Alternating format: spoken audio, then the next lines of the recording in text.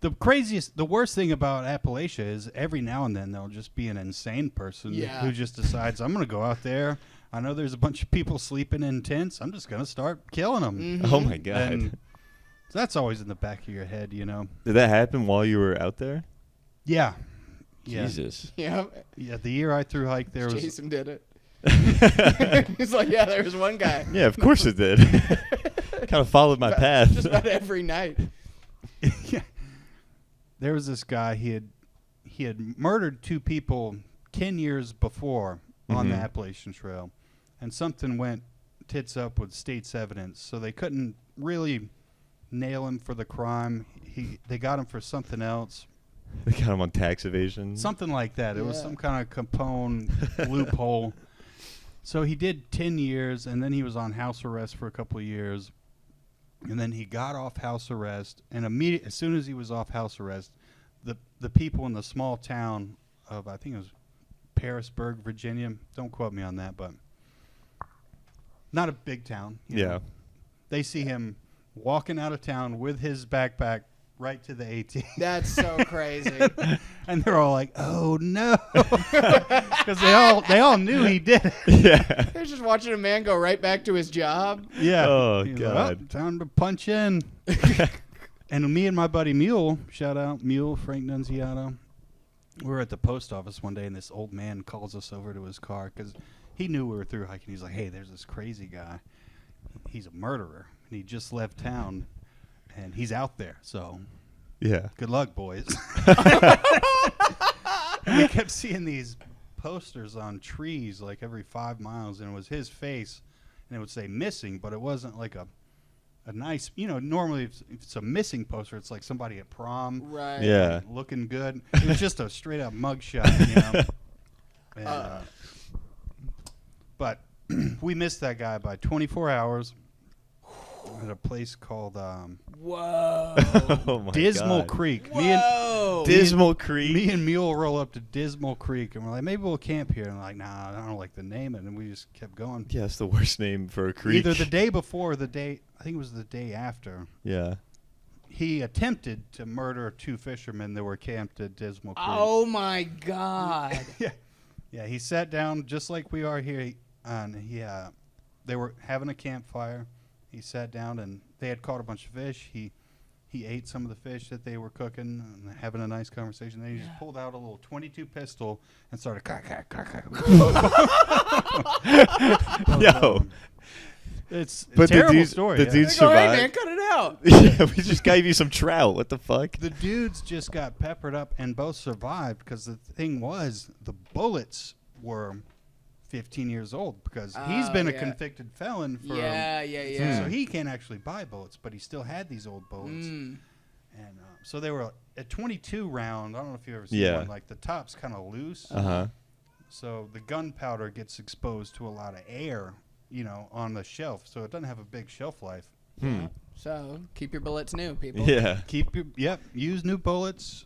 And So they just didn't fire as they all went powerful? off. Both guys got shot. Yeah. A lot. Like multiple Real times. bad airsoft. One of them went down, and he was like, he's done. And then the other one ran off and found a cabin.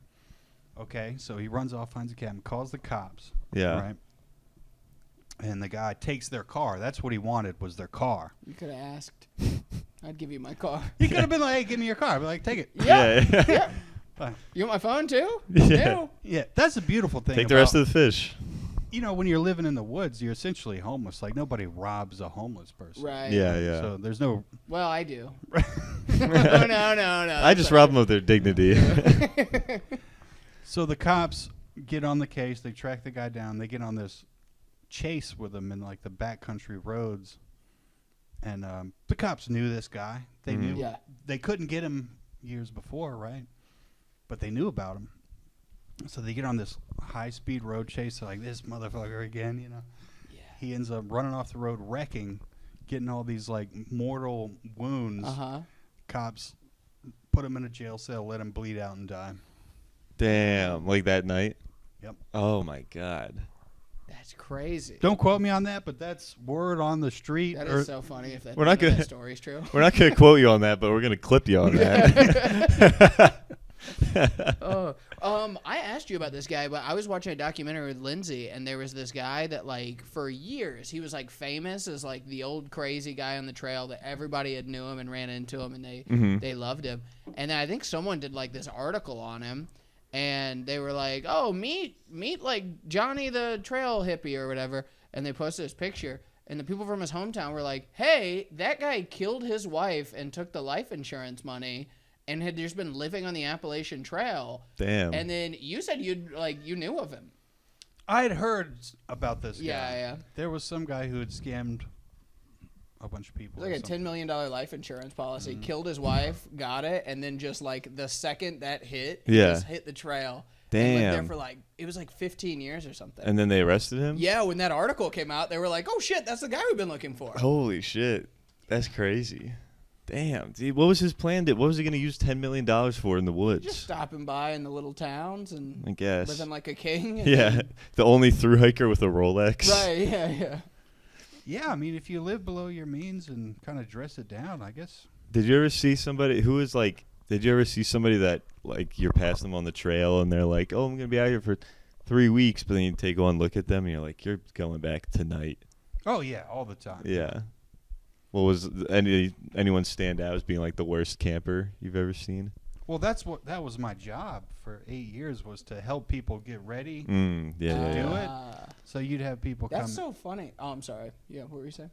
No, go ahead. You just don't seem like the kind of guy that would put on a face and lie to someone and be like, here, you're going to need this. You just seem like the guy would be like, hey, man, I'm going to be straight up with you. You can't do this. Go home. Yeah. No. I mean, it's just like starting in stand-up, you know. I never tell somebody they can't live their dreams, you know. Mm-hmm. Okay, all right. I would give them all the information and then watch them walk out the door and fuck it all up. Yeah. Door closes and you go, they're going to die. They're going to die, but hey, they're living their truth. Their dream is to get eaten ass first by a bear. Damn. Yeah, I mean, that's the thing, you know. I think everybody, some of the worst coming through the outfitter, some of the people I thought, this guy is going to fuck this up and he's never going to pull it off. 6 months later, they send me a postcard with them on Mount Katahdin, the end of the trail. Whoa. Thanks for the help, Jason. And, you know, after a couple of years of that, that's when you realize, like, okay, you know. Yeah, that's it's cool. just grit and stubbornness. Yeah. And sometimes the dumber you are, the better it is for That's how something. stand-up is. Mm-hmm. Yeah.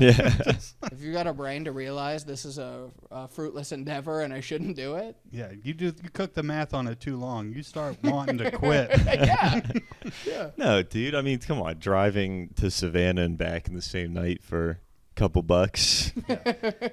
That's very sustainable. 8 hours in the car for $30. Yeah. You know what I mean? It's a good night. But you do it for the love of the game, you know. Exactly. Yeah, I that's did true. love the game. That's one funny thing about through hiking is, like, some people, you would meet people, they're like, I'm tired of this shit. Mm-hmm. You'd be like in like Virginia or Pennsylvania. Mm-hmm.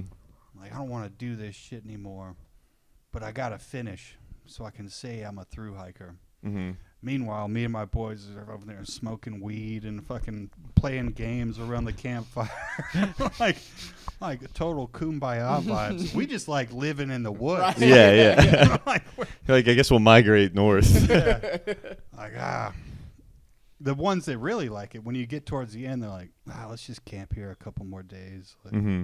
that you don't want to go home. Yeah, you know? yeah. So you get to the top. Do people normally fly out of like an airport up there, or do you just start walking back where you came from? Well, you take a bus, fly back. Yeah. Fly back, take a bus, Yeah. hitchhike. That's crazy. Whatever.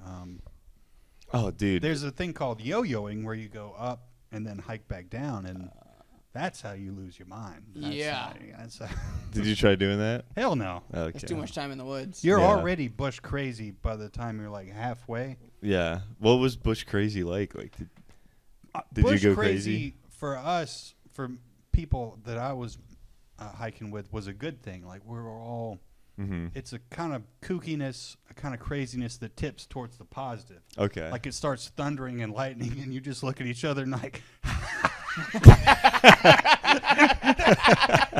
just like, climbing up a mountain and like lightning striking, and you're like, Yeah. or I'm alive.